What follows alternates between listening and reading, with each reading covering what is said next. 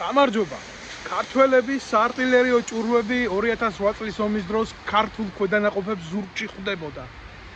ზუსტად ეს ის სიმართლეა, რაც ეგრეთ წოდებული ტრიბუნალის დედოფალმა თიაწულუკიანმა თავის საპარლამენტო შეხვედრებზე გაიგონა, მაგრამ გაატარა.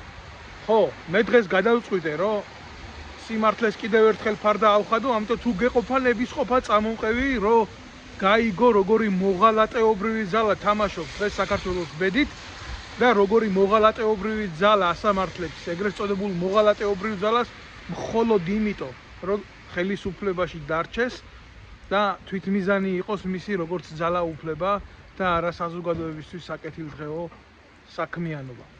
ამ ვიდეოს უყურეთ. ეს არის ვინმე ბატონი გრიგოლ ფარცვანია, მაგრამ მე ვკითხულობ, რასაც მწერს.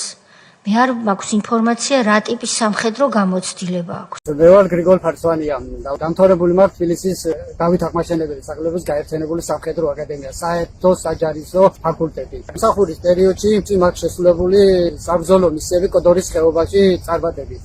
მისი შესრულების დროს მაქვს მადლობა მიღებული საბრძოლო დავალების და გამბედაობისთვის გენშტაბის უფროსის მადლობა.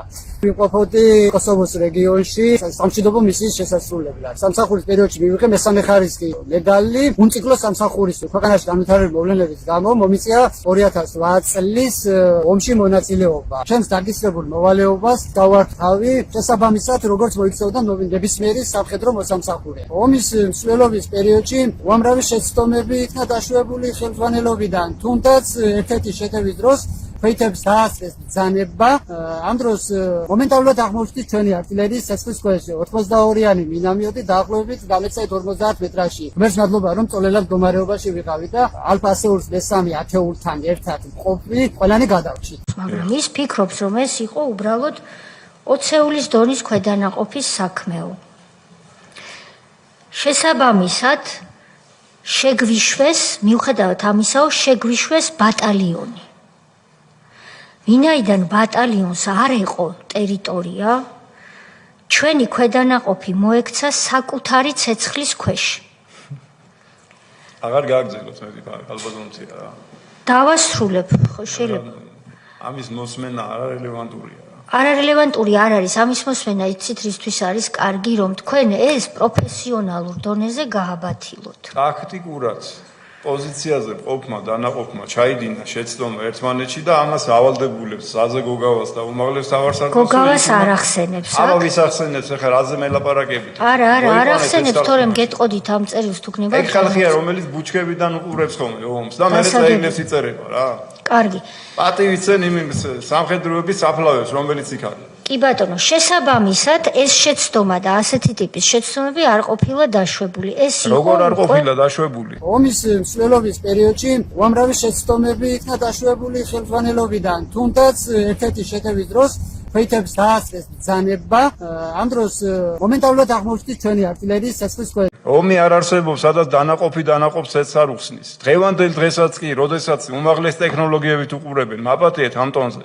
ნუ მიაქცევთ ამას ყურადღებას, არა, სხვა რამე გავარჩიოთ, როგორ არ უნდა დაგვემართოს ამ ქვეყანას ეგეთი რაღაცეები. არა, მათ შორის ამაზეც უნდა ვიმსჯელოთ, რომ აზე უნდა ვიმსჯელოთ, 20 მეტრმა ვერ შეასრულა დავალება და აქ უნდა გადავუწყვიტო. ეხლა მაგას მე რო თურმე მე უნდა დავუზისა, რა ქვია, პოზიცია მე უნდა დავუგეგმო? მე ვაძლებ დავალებას ოპერატიულ დონეზე, ტაქტიკურ დონეზე და მივიდეთ და შეასრულოთ. საოცეთ ისე ილაპარაკეთ, რატო შეიძლება თუ ისაუბროთ? ეს არ არის ეს ტონი. არა, დაწმერდით ბატონოზაზე. არა.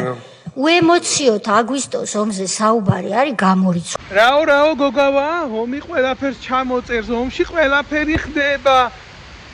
აბა ერთი ამას უყურეთ, ასეთი კომპეტენციის ხალხი რო ყავდათ, დანიშნული ამას. 22,000 კაცის 2% არის 4,400, მაგრამ აქედან 440. ბოდიშ ჩემ მათემატიკისთვის. ისევ და ისევ პარლამენტი. შეხედეთ ამ ტიპს. ეს აგრეთ წოდებული ამერიკაში ომის კოლეჯი დამთავრებული, პრესტიჟირებული ფაორიტიზმში აყვანილი ნაზირალა, რომელმაც აი ესე ბრწყინვალედ გამოცვალა მათემატიკური ფორმულა და მერე ბოდიშიც მოიხადა, მაგრამ ომის დროს ბოდიში, როდესაც საკუთარი ქვედანაყოფის სიცოცხლე დაგიჯდება, როდესაც ქართველი ქართველს მოკლავს, მოდი და იმ პარლამენტში გასიებულ ტიპს კი ნუ მოუხდი ბოდიში. იმ იცვალებულების დედებს მოუხადე ბოდიში. ომის კოლეჯ დამთავრებულო გმირო. ვის გეპარებათ ეჭვი, რომ ამ ასეთი გათვლების შემდეგ ჩვენი артиლერია ჩვენ ქვედანაყოფებს ბომბავდა. ეს არის ვინმე ბატონი გრიგოლ ფარცვანი. ის ვიღაცა გოგიტა ფარცვანიაო, არ ვიციო ესო ვინ არისო, ამას ამბობს ქალი, რომელიც ტრიბუნალს ატარებს, სამხედროები ყავს იქ მოწვეული. ოფიცრის პატაკი მიუვიდა, არა მარტო ომში გაწირული ჯარისკაცის ბედს ეხება, არამედ ნაცების ციხეში ომის მერე დაჭერილი გაუბედურებული კაცის მოხსენება უდევს წის და ამან არაფერი არ იცის. პროსტო ზის იქ ბიძინამ დაავალა რა. ღალატი მოხდა ქვეყანაში, აღიარა გოგავამ, რომ ესეთი ფაქტი იყოს, საკუთარი артиლერია ჩვენ დანაყოფებს ბომბავდა, მაგრამ ამან არაფერი არ იცის. მოდი გავატაროთ რა. აი ამ ბიჭის ისტორიას მოусვინეთ თვითონ და გაიგებთ ვინვინა. საომარი მოქმედებების ბოლო ფაზაში 12 რიცხვში მთელი ჯარების უკან დახევის პროცესში მივიღე ესეთი ბრძანება ისევ შეტევაზე წასვლის სარაბუგის მიმართულებით. იმ პერიოდში ვიყოფობდი სოფელ ტყვიავში. შეტევის განხორციელების პერიოდში მოხვდით ავტომანქანა დოჯებზე, როდესაც მიმართებოდი სარაბუგის მიმართულებით, მომენტალურად ჩრდილოეთის მხრიდან ამოფრინდა 3 ავიაბომბდამშენი. მოვასწარით მანქანებიდან ჩამოქვეითება და ბუნებრივი ხელსაყრელი პირობების დაკავება. იმ დონეზე ვერ მოვასწარით გაშლა, რაც ჭირდებოდა ავიაციის ცეცხლის მოგერიებას. ჩვენ არანაირი საშუალება არ ჰქონდა იმისი, რომ ცეცხლი გაგვეხსნა ავიაციისთვის, თავარი პრიორიტეტი იყო თავის გადარჩენა და შეფარება. მაგრამ ამ დაბომბვის დროს დაიღუპა რამოდენიმე ჯარისკაცი. მე მოვახერხე ის, რომ საერთოდ სამხედრო წესებაში არის ესეთი რაღაცა, როცა მოწინააღმდეგე აღმოგაჩენს და ბომბავს, არ ავკეთებ შეტყობინებას შემდგომთან, აქ დროის ფაქტორია. მოვახერხე ქვედანაყოფის გამოყვანა ბრძოლის არიანიდან და უსაფრთხო ადგილზე სარდაფში სახლის ქვეშ ქვედანაყოფის გადარჩენა. ეს სამხედრო წესებაში თეთრი შავზე წერია, რომ მთავარია ომში ქვედანაყოფის სიცოცხლიანი უნარიანობა შევინარჩუნოთ. და მე ზუსტად ესე მოვიქეცი. მოვახერხე გამოსვლა იმ თავშესაფრიდან მეთაურთან დაკავშირება და იმ ადგილმდებარეობის ცნობა, სადაც ვიყავი. ესეთის რამ მითხრა სიტყვა სიტყვით, რა პანიკაში ხარ, თუ გადარჩი, ძროხებს გამწყესიებ. ეს პირდაპირ ნიშნავდა თანამდებობიდან თანამდებობაზე, რომ დამიჭერდა რა. ეს პიროვნება 32 ბატალიონის მეთაური დავით ნოდარიძეს შველიძე. მაშინ მაიორი ჰქონდა წოდება და ეხლა შეიძლება მოემატა კიდევაც. ბრძანებებს ბატონი დავით შველიძე იძლეოდა ჩვენზეც და იმ артиლერია, რომელიც ჩვენზე იყო მიკუთვნილი, გენშტაბის უფროს ბატონ ვლადიმერ ჩაჩიბაიას მქონდა ბედნიერება, რომ მსახურობდი მაგასთან ერთად მესამე ქვეით ბრიგადაში სატანკოში და ადრე იყო ასეთი მდგომარეობა, შეიცვლებოდა ბრიგადის მეთაური და ცოცხლიც იცვლებოდა ნაწილებში. მოვიდოდა მეთაური, მოყავდა თავისი ხალხი. და ერთ-ერთი მისი მეგობარი იყო ესე დავით შველიძე, როცა დაინიშნებოდა ბრიგადის მეთაურად ვლადიმერ ჩაჩიბაია, ბატალიონის მეთაური დავით შველიძე იყო. და ეს დავით შველიძე და ეს ვლადიმერ ჩაჩიბაია კურსელები, მეგობრები, რავის ახლობლები. ეხლა ასეთ სიტუაციაში, ასეთ მდგომარეობაში მე ამ სისტემასთან როგორ გავიტა სიმართლეს. რამდენი რამე დავაპირე, ყოველთვის წინახობა. ესე იგი არ მივეცი ხელმძღვანელობას, რომ სხვეპლი ენახა მეტი და გადავარჩინე ჯარისკაცების სიცოცხლეს, ალბათ ეს იყო ჩემი დანაშაული. არა, დამემუქრა პიროვნულად, ამ მუხარა შეესწრო ჯარისკაცებიც იყვნენ და მოისმინეს. რა ვიცი, ხა ამ უკან დახევას როგორი მანერი ქვია, არ ვიცი, 3 საათი იდგა ავტოკოლონა თბილისამდე და ცაში ავიაცია დაფრინავდა, ეს მთელი ჯარი კრუგში, დავით შველიძე იდგა შუაში და მიზახის ერთ-ერთი ჯარისკაცი სიბილიაძე იყო, მეთაური გადადგა. რა გადადგა, მეთქი ხომ არ გაგიჟდა ეს ხალხი. ესწრები ესეც საუბარს. ბიჭებო, კარგი ბიჭები ხართ, თქვენი მისია ყველაფერი 5 იანზე შეასრულეთ.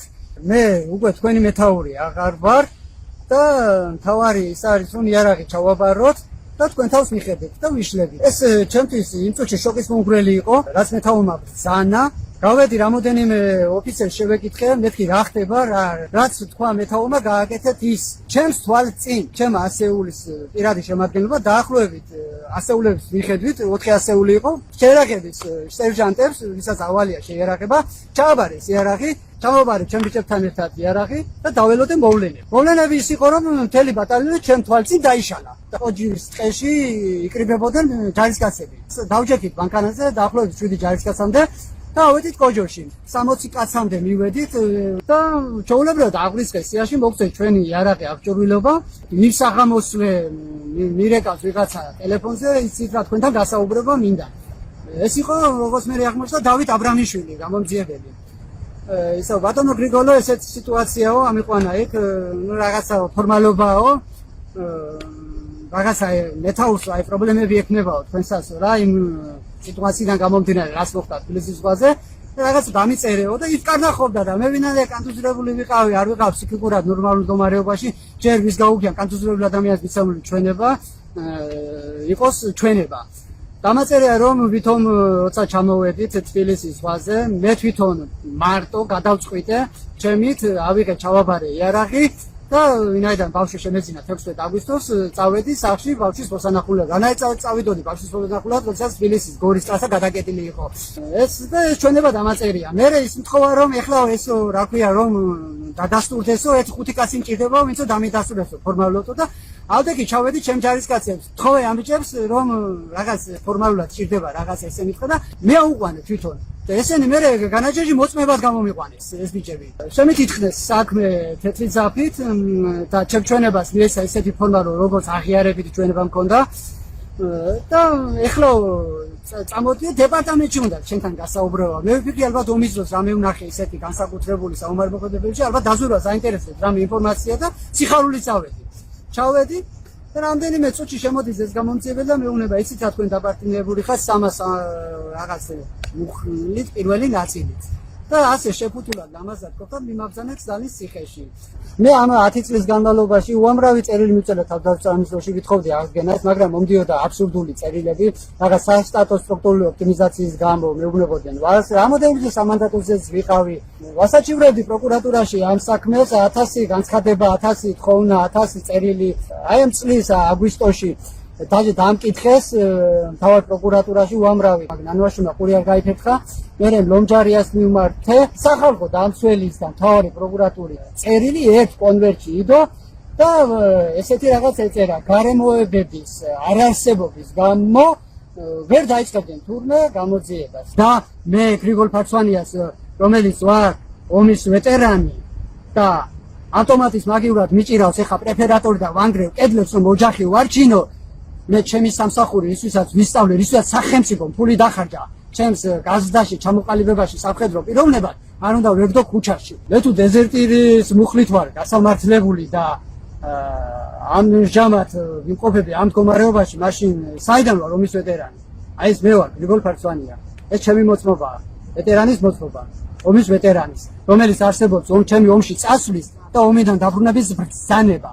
რომელიც კარგად შეგიძლიათ მოიძიოთ და ნახავთ, რომ ჩემი ცხოვრების პერიოდში მე არანაირი პოლიტიკასთან, არანაირი პოლიტიკურ დაჯგუფებებთან, არანაირი ურთიერთობა, არანაირი შეხება, არანაირი მოსაზრება არ გამომითქვამს არავის მიმართ. მე მქონდა ჩემი საქმე სამხედრო სამსახური. ჩემი მთავარი პრიორიტეტი ცხოვრებაში არის სამშობლო, ღირსება, მოვალეობა, ოჯახი. ჩემთან საუბედუროდ მომათავსებს დანის ციხეში ჩაულებ კრიმინალებთან. რეჟიმი იყო, ისეთი რეჟიმი იყო, არაფრის გულისთვის შეიძლება მოეკანით. გავყავდით პატიმრები აბაზანაში, სადაც ინდონეზებს ემდნენ, რომ ტრაპის სისხლით ივსებოდა. ეხლაც ვარ თავზე შრამი და ნაკერები იკრიხებული ტრამვებიდან. 4000 კაცი იყო ერთ პატარა ზონაში, სადაც პატარა ცელოფნებით შეფუთულ რაღაც ბანაკში, სადაც ქვეშ წყალი იდგა და აგურებზე დავდიოდით და სმენაში მეძინა პატიმრებთან ერთად და ნახევარჯერ გარეთ ვიჯექით ყინვაში, ვინაიდან დასაწოლი ადგილები არ იყო. დამემართა ტუბერკულიოზი. ციხიდან როცა გამოვედი 1 წლის თავზე, გამომაყოლეს 4 წელი პირობითი. შეწყალება თვითონ მოვიდნენ დამაწერიენ, 1 თონა და გამოსვლას და ის პირობითი დამიწერეს.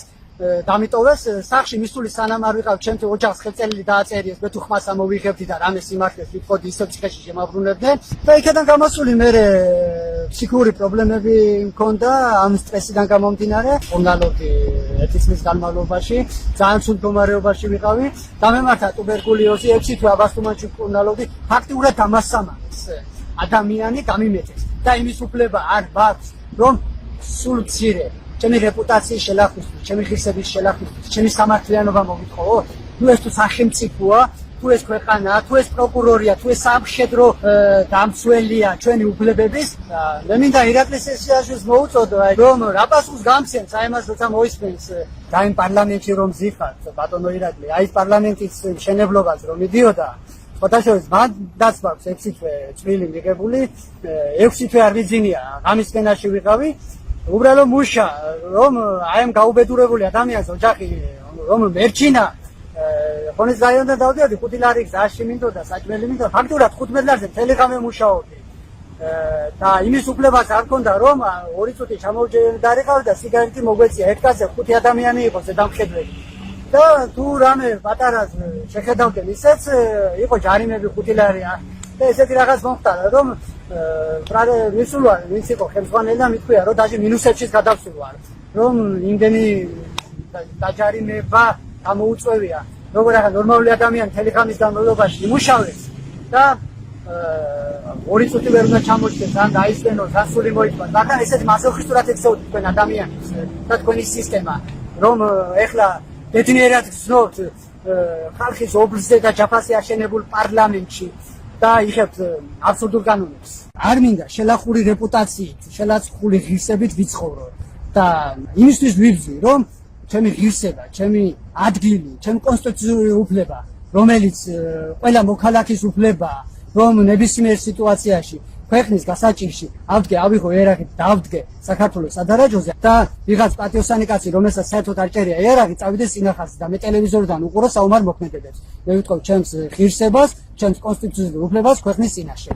მე თხოვნა მაქვს აი ყოფილ სამხედროებთან, ზოგი ჩემი მეგობარია, ზოგი ну ხელი ჩაიქნიეს და გონიათ რომ არაფერი გამოვა მაგრამ თავარი ის არის რომ აი ყველას მოგიწოდებთ რომ გავერთიანდეთ და ერთმანეთს ამოუდგეთ ხარში ჩვენი ისთვისაც სახელმწიფო მივეცით ფიცი და ვალდებულები ვართ მთელი ჩვენი ცხოვრება რომ სახელმწიფოს სადარაჯოზე ვიდგეთ სამხედროების ღირსება უნდა დადგეს ფასეულობათა უმთავრეს პრიორიტეტად თქვენ როგორც სამშვიდობო ძალების სარდალს ხომ სწორად ხმარობ ტერმინს არა არ ხმარობ სამშვიდობო ოპერაციების შტაბის სარდალი არ ყოფილა სარდალი იყო ერთი კულახმეტოვი ქართველების მხრიდან იყო უფროსი სამხედრო მეთაური სტარში ვოისკი ნაჩანიკი დავადგინოთ ტერმინები როგორც ცენტრალური მიმართულება რა იყო თქვენ ვინ იყავით თქვენი ფუნქციები არის ძალიან მნიშვნელოვანი ამხელა ამბიცია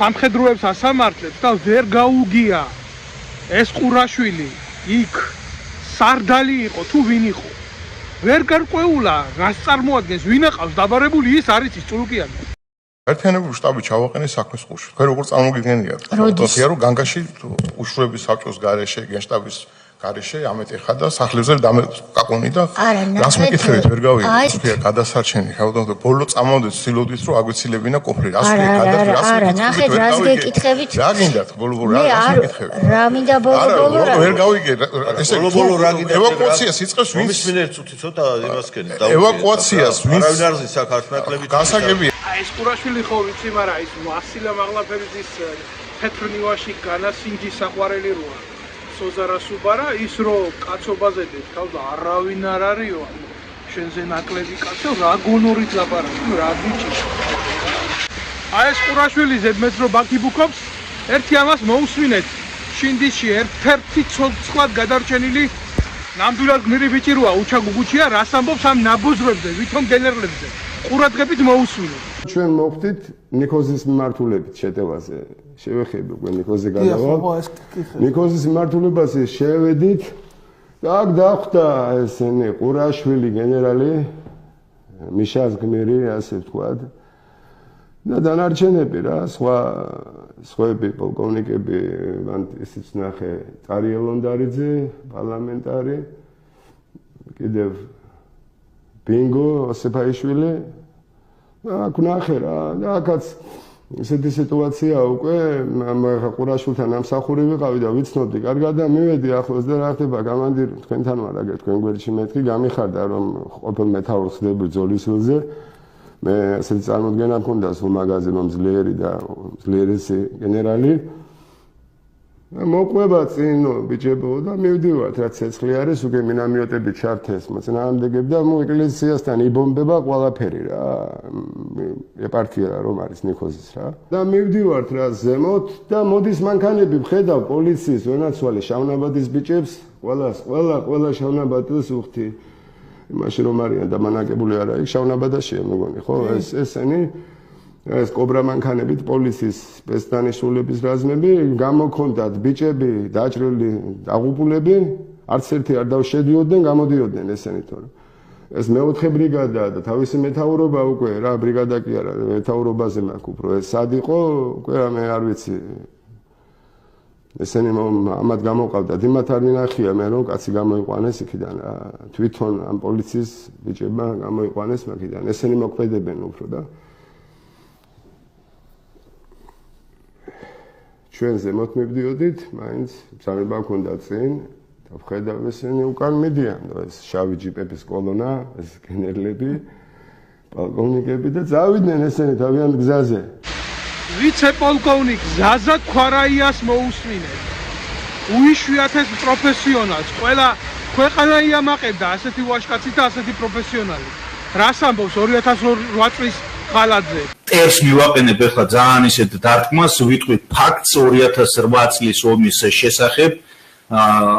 სულ 25-ების რგოლი გაფრინდა სტრატეგიული ხიდის გასანადგურებლად, ეს არის გუფთის ხიდი. ყველა მიცის ჯავიდან რო ჩამოდიხარ, ფაქტიურად ვიწრო ხეობა არის და ამ ხიდის განადგურების შემთხვევაში ჩათვალეთ, რომ რუსების კოლონები ვერ შემოვიდოდნენ საქართველოს ტერიტორიაზე. დავალება მიიღო რგოლმა, აღჭურვილობა ბეტაბი 8 ტონა თითოეულ სუ-25-ს მიქონდა 500 კილოიანი, 250 კილოიანი ბომბები, ეს ის ასე ვთქვათ ჭურვები არის, ის სისტემები არის, რომელსაც შეუძლია უშუალოდ ბეტონის ასე ვთქვათ მიზანზე, კონსტრუქციაზე იმოქმედოს და ამ ადამიანებმა ჰაერში მიიღეს ამოცანის ცვლილება, რომელიც არ ხდება ქვეყანაში, ასეთ მსოფლიოში ესეთი რაღაცა არ ხდება, რომ ამხელა ამოცანიდან ცვლილება მიიღო და ეს ასე ვთქვათ აღჭურვილობა ჩამოცალეს იმის საქმეა კი ბატონო მოწინააღმდეგის კოლონებზე, მაგრამ დამიჯერეთ მე მიაყენეს ბევრად უფრო ნაკლები ზარალი, ვიდრე გუფთის ხიდის განადგურების შემთხვევაში ჩვენ შეგვეძლო რომ მიგვეღო როგორც კონკრეტულად ხიდის შემდეგ ეს ინფორმაციის საკითხი ეს მთელმა უნდა იცოდეს ექსკლუზივია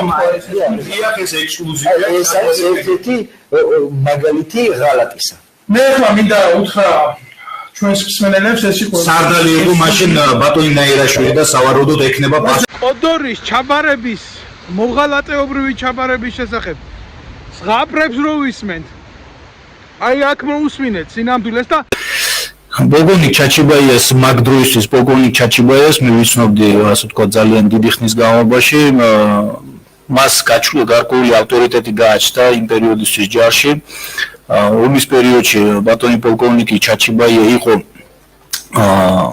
განათლების სარდალი სულ რაღაცა გარკვეული თვეების წინ დაბრუნდა მისი ასე ვთქვათ ამერიკის ტურნედან სადაც მიიღო ბოლო ასე ვთქვათ სტადიის სამხედრო განათლება, ანუ დაამთავრა War College-ი და ავტორიტეტი როგორც გითხარით ამ პიროვნებას საკმაოდ მაღალი ქონდა ჯარებში. რაც შეეხება თვითონ უშუალოდ იმ მომენტს, რასაც მე შევესწარი, მე მსახურობდი აკადემიაში, სულ რაღაცა 2 თვით ადრე ომის დაწყებამდე 8 ბრიგადის მეთაური და შტაბის უფროსი საერთო ჯამში გათავისუფლებული იქნა თანამდებობებიდან მე აღმოჩნდი როგორც მესამე ქვეითი ბრიგადის შტაბის უფროსი აკადემიაში სახმელეთო ჯარების ოფიცერთა მომზადების კურსის უფროსად და ომში აი ზუსტად აი ამ ამპლუაში ფაქტურად გამოჩნდი. ნუ სარდალი თავისთავად ერთ მომენტში მოვიდა ჩვენთან ვარიანში ვიუყურებოდით, ვიხავით პოლკოვნიკი ლონდარიძე აკადემიის რექტორი და იყო ჩვენი აკადემიის სერჟანტი რევაზ ციტური. ტელეფონმა დაურეკა ბატონმა პოლკოვნიკს და ჩაჩიბაიაზე დიახ საუბარი ურეკავდნენ კოდორიდან მივხვდი რა თქმა უნდა რომ ურეკავდა ზურა აგლაძე იმ დროისთვის ზურა აგლაძე იყო კოდორში ასე თქვა ჩვენი ძალების ხელმძღვანელი სარდალი და როგორც გაერკვა საუბრიდან მდგომარეობა გაურკვევლობა იყო ძალიან დიდი ფაქტურად არ იცოდა ბატონმა ზურაბამ თუ რა უნდა გაეკეთებია ქვედანაყოფს ამ პერიოდისთვის უკვე ქართულ შენაერთებს ჰქონდა მიღებული მითითება ბრძანება რომ დაეხიათ უკან და ბატონი პოლკოვნიკი ჩაჩიბაიე ეუბნება ესე იგი ზურა აგლაძეს რომელთანაც მინიმუმ საჰაერო მანძილით გვაშოვებს 250 კილომეტრი სადაც აბსოლუტურად არანაირი ცდომა არ აქვს როალურ მდგომარეობასთან რაც ამ მომენტში მიმდინარეობს კოდორში ის ეუბნება თავის რჩევას თავის მითითებას რომ მან უნდა დატოვოს კოდორი. ნუ მე რა თქმა უნდა როგორც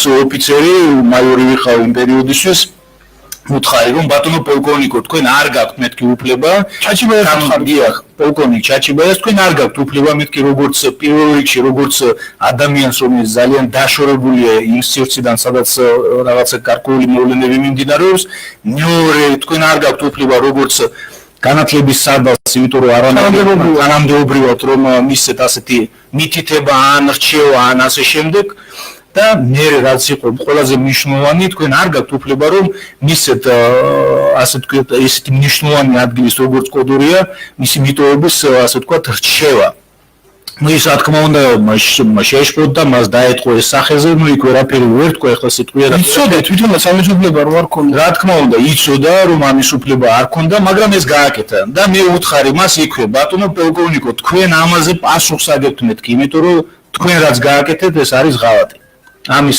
მოწვევები ფაქტურად პოლკოვნიკი ლონდარიძე არის და ასევე არის მასტერ სერჟანტი მწითური რომელიც ამ ეტაპზე ჯარიდან არის დათხოვილი. ჩემთვის წარმოუდგენელი იყო რომ დაუბრუნდით ანუ 11 აგვისტოს დისლოკაციის ადგილებზე წარმოუდგენელი იყო ჩემთვის რომ პოლკოვნიკმა ჩაჩიბაიამ ანუ ადამიანმა რომელსაც ჯარი პატივს სცემდა და ვიცოდი რომ ეკლესიაშიც ასე ვთქვათ რაღაც გარკვეული სკონდა რა ადამიანს რა ეკლესიურად ცხოვრობდა რა აი ასეთი რაღაცის გაკეთება შეეძლო და მოუხმე მას და უთხარი ბატონო პოლკოვნიკო მეთქი ჩვენ ვალდებული ვართ მეთქი როგორც ოფიცრები მივიდეთ საპატრიარქოში და უთხრათ საზოგადოებას რომ ის რაც 2008 წელს დღეს მოხდა აი რაღაცა 1 საათის 2 საათის უკან ის არის ქვეყნის ღალატი მე ხლა თემას რა თქმა უნდა ბოლომდე ვერ გავშლი შეიძლება ეთერმა არ მოგწეს ამის საშუალება მაგრამ ადამიანები 90% ვინც 2008 წელს იმსახურა ისინი დღეს არ მსახურობენ შეიარაღებულ ძალებში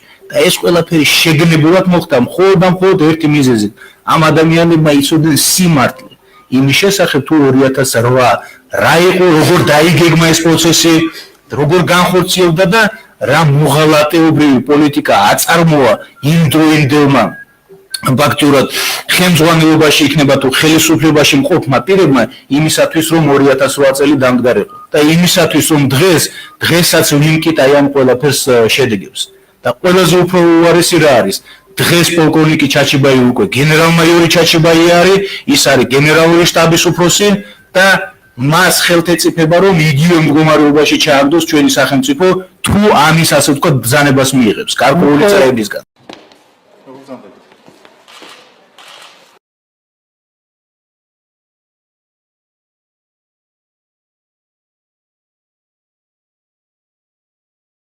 შემდეგ შეეკითხეთ ქართულ ოცნება სადაყავს ის ჩაჩიბაია ჩემო კარგებო სადაყავს და ქართულ ოცნებაში პარლამენტში შეიყვანა 59 ნომრად და რიგითინა მაწანწალიდან გენერლის უმაღლეს ჩინამდე აწია არც ერთი ძლიერი ქვეყანა არც ერთი თავმოყვარე სახელმწიფო ომის ასეთი მოვლენების ასეთ საჯარო გაშუქებას არ აკეთებს მით უმეტეს ესეთ გამოძიებას არც ერთი თავმოყვარე სახელმწიფო ხშირად უყვარს წულუკიანს იმის თქმა რომ ფრანგულენოვანია ой მადამ სადგინახიათ ესეთი ფაქტი რომ სამხედრო პირებს მოსამართლედ უჯდეს ეგრეთ წოდებული სამოქალაქო პირები და რაღაც სამოგამოძიებო კომისიას თამაშობდეს მტრის გასახარად რაც არ უნდა ვერ ვიტანდნენ ნაცებს, არსებობს ისეთი რაღაცა, რაც არის სახელმწიფოებრივი. ეს ნაძირლები, ეს გოგავა და ეს მეორე კიდე ყურაშვილი უნდა გასამართლებული იყოს სამხედრო ტრიბუნალის მიერ, მაგრამ ჩვენ ქვეყანაში სააკაშვილმა გააუქმა სამხედრო ტრიბუნალი და შემდეგ ამ ნაძირალამ ბიზინა ივანიშვილმა ხელი შეუწყო, რომ ეს ყველაფერი ასე დარჩენილიყო.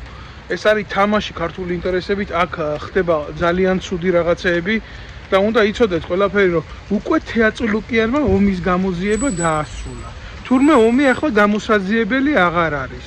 თურმე ის ხალხი დასაჭერი არ არის, ვინც ქართველებს ქართულ артиლერიას უმიზნებდა ზურგში, ვინც ასე ღალატობდა ტოტალურად, ვინც კოდორის ხეობა ჩააბარა. მთავარი რა არის, იცი? ოღონდ არ განაცდე. და თუ გაქოცდები, იქ პირიქით უკეთესიც არა, ინდულიგენციაა და ამითი შენ ცოდვებს მოინანიებ. მიმიფურთხებია თქვენი სამართლისთვის, ქოცება, თქვენ მედროვეები.